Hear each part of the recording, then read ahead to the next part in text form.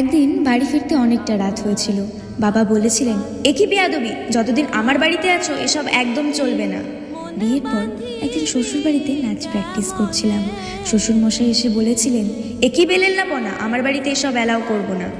আমার স্বামী আমার চোখের জল দেখে বলেছিল, চিন্তা করো না, আমি বদলি হচ্ছি, শহরের বাড়িটা শুধু আমাদের হবে।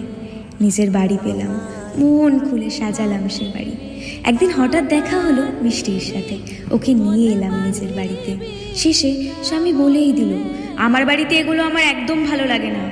কেন কে জানে উত্তরটা দিয়ে দিলাম, তোমার বাড়ি মানে তোমার সেই বাড়ি যেটাকে তুমি শুধু নিজের বাড়ি ভেবে গর্ব করো। এ বাড়িতে আমারও সমান অধিকার আছে তোমার মতো। তোমার বাড়িকে ঘর আমি বানিয়ে তুলেছি, ঘাম রক্ত ঝরিয়ে। মেয়েদের নিজের বাড়ি হয় না জাতীয় কথা বলে মেয়েরা যদি নিজেরাই নিজেদের অধিকার ছেড়ে দেয়, তাহলে গৃহহীন হয়ে বাঁচবে তারা, গৃহহীন হয়েই